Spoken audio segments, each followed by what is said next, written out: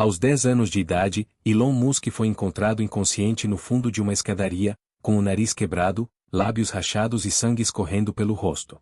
Ele havia sido espancado por um grupo de garotos que o jogaram escada abaixo e continuaram chutando até ele desmaiar. O menino que se tornaria o homem mais rico do mundo passou uma semana no hospital. Mas o que a mídia nunca te contou é que essa surra brutal não foi um acidente isolado. Foi o culminar de anos de tortura psicológica e física que moldaram para sempre a mente de Elon Musk. E hoje, pela primeira vez, vou revelar como esse trauma infantil se transformou na força psicológica que criou Tesla, SpaceX e um império de 200 bilhões de dólares. Você vai descobrir o segredo sombrio por trás da obsessão de Elon com o impossível, e como a dor mais profunda pode se tornar seu maior combustível para o sucesso. Mas antes de mergulharmos nessa história perturbadora, se inscreva no canal e ative o sininho, porque este é o tipo de revelação que pode mudar completamente sua perspectiva sobre sofrimento, resistência e transformação pessoal. Prepare-se, porque o que você vai ouvir nos próximos 20 minutos vai te chocar, mas também pode te inspirar de uma forma que você jamais imaginou. Pretoria, África do Sul, anos 1980. Imagine um menino pequeno, pálido, com óculos grossos e completamente viciado em livros de ficção científica, tentando sobreviver em uma das sociedades mais brutais e machistas do mundo. Elon Musk não era apenas diferente. Ele era um alvo perfeito. Enquanto outros garotos brincavam de rugby e se gabavam de sua força física, Elon passava horas lendo sobre viagens espaciais e tecnologia futurística. Isso o tornou não apenas um estranho, mas uma ameaça para a mentalidade tribal da escola Waterkloof House Preparatory School. O bullying começou cedo, mas não era o tipo de provocação que imaginamos. Era sistemático, cruel e calculado. Os garotos mais velhos criaram um jogo onde Elon era o protagonista involuntário. Eles o chamavam de Muskra, rato almiscarado, e criaram regras específicas para torturar o menino. Primeira regra: Elon não podia comer em paz. Todo dia, durante o almoço, um grupo se aproximava, derrubava sua comida no chão e o forçava a comer do chão como um animal. Segunda regra: Elon não podia usar o banheiro sozinho. Sempre que tentava, encontrava uma recepção que incluía socos no estômago e a cabeça enfiada no vaso sanitário. Terceira regra: Elon devia ser lembrado diariamente de que era inferior. Isso incluía insultos constantes sobre sua aparência, inteligência e origem familiar. Mas a quarta regra era a mais cruel de todas: Elon jamais poderia reclamar ou buscar ajuda. Se tentasse, a punição seria ainda pior. Durante 3 anos, dos 9 aos 12 anos, Elon viveu nesse inferno diário. Ele acordava todas as manhãs sabendo que seria humilhado, machucado e quebrado psicologicamente. Desenvolvia dores de estômago antes de ir à escola, tinha pesadelos constantes e começou a desenvolver tiques nervosos que duraram até a idade adulta. Seus pais notaram que ele estava diferente, mais retraído e ansioso, mas Elon jamais contou o que estava acontecendo. Ele havia aprendido que não podia contar com ninguém para protegê-lo. Essa lição brutal se tornaria um dos pilares da sua personalidade adulta, a convicção de que, no final, você só pode contar consigo mesmo. Dezembro de 1981. Elon tinha acabado de completar 10 anos quando aconteceu o episódio que marcaria sua vida para sempre. Era uma sexta-feira, último dia de aula antes das férias de verão. Elon pensou que finalmente teria algumas semanas de paz, longe dos seus torturadores. Mas eles tinham outros planos. Durante o recreio, um grupo de 6 garotos mais velhos cercou Elon perto da escadaria principal da escola. O líder, um garoto chamado Johan que mais tarde se tornaria um empresário local, tinha uma expressão diferente no rosto. Não era apenas crueldade casual. Era algo mais sinistro, mais calculado. Hoje é seu dia de formatura, Muskra, disse Johan com um sorriso cruel. Vamos te dar um presente que você nunca vai esquecer. O que aconteceu nos próximos 5 minutos foi além de qualquer coisa que Elon havia experimentado antes. Primeiro, eles o encurralaram contra a parede, cada um segurando uma parte do seu corpo para que ele não pudesse se mover. Então começaram a socar seu estômago, alternando entre eles, enquanto Elon tentava desesperadamente respirar. Quando ele dobrou de dor, Johan agarrou seu cabelo e bateu sua cabeça contra a parede 3 vezes. Elon sentiu o gosto de sangue na boca e sua visão começou a escurecer. Mas eles não haviam terminado. Em uma coordenação que revelava o quanto haviam planejado aquele momento, 2 garotos agarraram Elon pelos braços e o arrastaram até o topo da escadaria de concreto. Vamos ver esse ratos almascarados sabem voar? Gritte Johann antestem per Elon escada abaixo. Elon caiu descontroladamente, seu corpo pequeno e frágil ricocheteando nos degraus de concreto. Quando finalmente parou no fundo da escada, estava inconsciente, com sangue saindo do nariz e uma contusão séria na cabeça. Mas mesmo assim, eles não pararam. Os 6 garotos desceram e continuaram chutando o corpo inconsciente de Elon, focando principalmente nas costelas e no estômago. Foi só quando uma professora apareceu e gritou de horror que eles finalmente fugiram, deixando Elon desacordado numa poça de sangue. Elon acordou 3 horas depois no Hospital Pretoria East, com dores pelo corpo todo e uma confusão mental que duraria semanas. Sua mãe, Mai Musk, estava ao lado da cama com os olhos vermelhos de tanto chorar. Seu pai, Errol, estava na janela, de costas, claramente desconfortável com toda a situação. O diagnóstico médico era sério: concussão leve, nariz quebrado, 3 costelas com fraturas menores, contusões generalizadas e trauma psicológico severo. Mas o que marcou Elon para sempre não foram os ferimentos físicos. Foi a reação de seu pai quando os médicos saíram do quarto. Errol se virou para o menino ferido e, em vez de palavras de conforto, disse algo que ecoaria na mente de Elon pelo resto da vida: "Isso aconteceu porque você é fraco. Homens de verdade não apanham assim. Você precisa aprender a se defender ou isso vai continuar acontecendo." Imagine ser uma criança de 10 anos, hospitalizada depois de um espancamento brutal, e ouvir isso do próprio pai. Mai tentou intervir, mas Errol continuou: "Na vida real, ninguém vai estar lá para protegê-lo. Ou você fica forte ou fica vítima. Escolha." Naquele momento, algo se quebrou e se reconfigurou na mente de Elon. A dor física eventualmente passaria, mas aquelas palavras criaram uma ferida psicológica muito mais profunda. Ele interpretou a mensagem de uma forma que seu pai provavelmente não pretendia. Se ele era fraco demais para se defender, então precisava se tornar tão forte que ninguém jamais pudesse machucá-lo novamente. Não apenas fisicamente, mas emocional, mental e financeiramente. Durante as 6 noites que passou no hospital, Elon desenvolveu o que psicólogos hoje chamam de hipervigilância adaptativa. Seu cérebro começou a funcionar em modo de sobrevivência constante, sempre antecipando ameaças, sempre buscando vantagens, sempre se preparando para o pior cenário possível. Ele começou a observar obsessivamente como as pessoas se comportavam, que sinais davam antes de se tornarem agressivas, como identificar quem tinha poder real versus quem apenas fingia ter. Mais importante ainda, ele começou a entender que conhecimento era poder, e poder era proteção.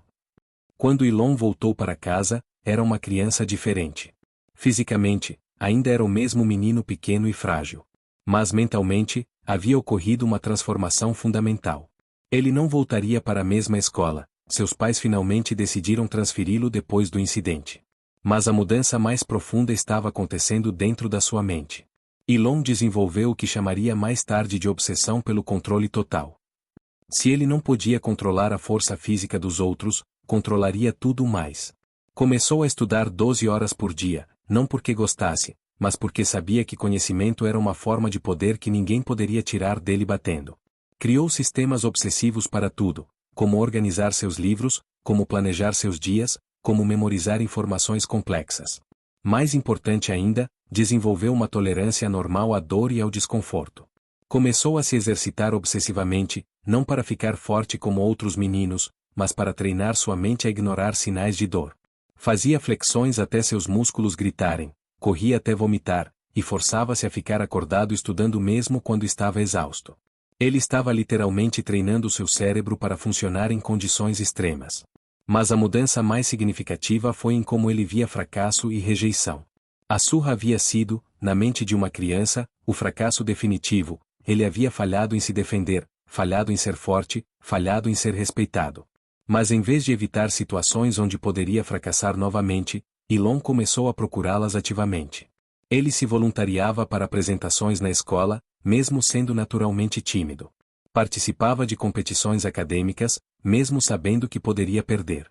Tentava fazer amizade com crianças que inicialmente o rejeitavam.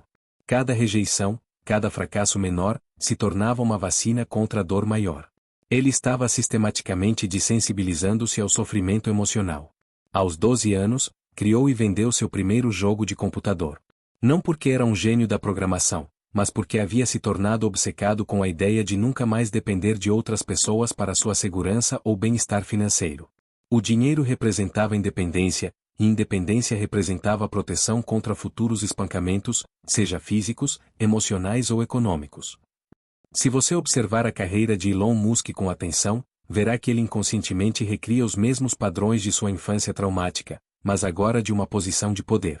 Toda vez que Elon embarca em um novo empreendimento, ele se coloca em uma situação onde está cercado por valentões mais poderosos que querem vê-lo falhar. Com Tesla, os valentões eram as gigantes montadoras tradicionais que tinham décadas de experiência e recursos infinitamente maiores. Com o SpaceX, eram as agências espaciais governamentais e empresas aeroespaciais estabelecidas que literalmente riram da ideia de uma startup construir foguetes. Com Neuralink, são as empresas farmacêuticas e de biotecnologia que dominam o setor há gerações. O padrão é sempre o mesmo: Elon, o menino pequeno, entra em um playground controlado por garotos maiores que não querem que ele esteja lá. Eles o ridicularizam, tentam intimidá-lo, usam sua influência para dificultar seu progresso. Elon? Ele não apenas resiste. Ele próspera. Porque sua mente ainda está funcionando com a mesma programação dos 10 anos. Eles estão tentando me machucar, então vou me tornar tão forte que nunca mais conseguirão. A diferença é que agora ele tem recursos, conhecimento e uma tolerância sobrenatural à pressão. Durante a crise da Tesla em 2008, quando a empresa estava a dias da falência e todos os investidores haviam desistido, Elon dormia na fábrica, trabalhava 100 horas por semana e investiu seus últimos dólares pessoais na empresa. Funcionários relatam que ele parecia quase energizado pela pressão extrema. Como se o desespero total fosse seu ambiente natural. Porque era. Sua mente havia sido programada aos 10 anos para funcionar em modo de crise constante. Situações que quebrariam pessoas normais eram, para ele, apenas outro dia na escola em Pretoria. A mesma coisa aconteceu com o SpaceX. Após 3 falhas consecutivas de lançamento, com o dinheiro acabando e a mídia declarando o projeto um fracasso, Elon não entrou em pânico. Ele se tornou mais focado, mais determinado, mais obsessivo. Porque fracassos públicos e humilhação eram coisas que ele havia experimentado em sua forma mais pura aos 10 anos. Agora eram apenas versões adultas do mesmo trauma, e ele sabia como sobreviver a eles. Agora, é importante deixar claro que não estou romantizando o trauma infantil ou sugerindo que espancamentos criam bilionários. A grande maioria das crianças que passam por experiências similares sofrem consequências negativas duradouras. O que torna o caso de Elon único é como seu cérebro específico processou e transformou essa experiência.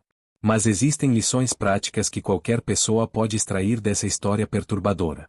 Primeira lição: tolerância progressiva ao desconforto. Elon aprendeu involuntariamente que a mente humana pode se adaptar a níveis extremos de pressão e dor. Você pode treinar isso deliberadamente, começando pequeno. Banhos frios, jejum intermitente, exercícios até o limite, não como punição, mas como preparação para momentos difíceis que inevitavelmente chegam na vida. Segunda lição: independência radical como proteção. O trauma ensinou Elon que dependência é vulnerabilidade. Ele construiu sua vida inteira em torno da ideia de nunca precisar pedir ajuda ou depender da bondade de outros. Embora isso tenha criado problemas em seus relacionamentos pessoais, também o tornou imparável profissionalmente. Você pode aplicar uma versão saudável disso desenvolvendo múltiplas fontes de renda, habilidades diversas e redes de segurança pessoais. Terceira lição: usar rejeição como combustível. Em vez de evitar situações onde poderia ser rejeitado ou humilhado, Elon aprendeu a procurá-las ativamente. Cada não se tornou motivação para provar que estavam errados. Cada crítica se tornou informação valiosa para melhorar. Você pode cultivar essa mentalidade tratando cada rejeição não como um julgamento pessoal, mas como dados que te aproximam do eventual sucesso. Quarta lição: obsessão produtiva com controle. O trauma criou em Elon uma necessidade patológica de controlar o máximo de variáveis possível. Isso se manifestou como atenção obsessiva aos detalhes, sistemas rigorosos de planejamento e uma recusa absoluta de aceitar isso é impossível como resposta final. A versão saudável disso é focar intensamente no que você pode controlar enquanto aceita o que não pode. Quinta lição: transformar fracasso em treinamento. A surra de Pretoria foi objetivamente um fracasso. Elon fracassou em se defender, fracassou em evitar a humilhação. Mas sua mente transformou esse fracasso na experiência de treinamento mais valiosa de sua vida. Ensinou-lhe que poderia sobreviver ao pior cenário possível e continuar funcionando. Hoje, mais de 40 anos depois daquele dia terrível em Pretoria, Elon Musk é indiscutivelmente uma das pessoas mais poderosas do planeta. Ele tem mais dinheiro do que alguns países, suas empresas estão moldando o futuro da humanidade, e sua influência se estende muito além dos negócios. Mas se você olhar de perto, ainda verá sinais daquele menino de 10 anos que foi espancado até ficar inconsciente. A obsessão com trabalho que beira o autodestrutivo. A dificuldade em manter relacionamentos pessoais estáveis. A necessidade compulsiva de provar que está certo, mesmo quando isso significa brigar com o mundo inteiro no Twitter. O trauma não foi curado. Foi canalizado. E talvez essa seja a lição mais poderosa de todas. Você não precisa superar completamente sua dor para transformá-la em poder. Às vezes, a alquimia mais poderosa acontece quando você para de tentar escapar de quem você se tornou por causa do que passou, e começa a usar essa versão transformada de si mesmo para criar algo extraordinário. A pergunta não é como posso voltar a ser quem eu era antes do trauma. A pergunta é, como posso usar quem me tornei por causa do trauma para construir algo impossível? Elon Musk pegou a dor mais profunda de sua infância e a transformou no combustível para revolucionar transporte, energia e exploração espacial. Sua contribuição para a humanidade nasceu diretamente do seu sofrimento mais profundo. E você? Que dor você tem carregado que poderia ser transformada em poder? Que trauma você tem tentado esquecer que poderia, em vez disso, ser usado como combustível para algo extraordinário? Se esta história te tocou de alguma forma, deixe um like, se inscreva no canal e compartilhe com alguém que precisa ouvir que até os momentos mais sombrios podem se tornar a fonte da nossa maior luz. Nos comentários, me conte, qual foi o momento mais difícil da sua vida que hoje você reconhece que te tornou mais forte? Nos vemos no próximo vídeo, e lembre-se, às vezes precisamos ser quebrados para descobrir do que realmente somos feitos.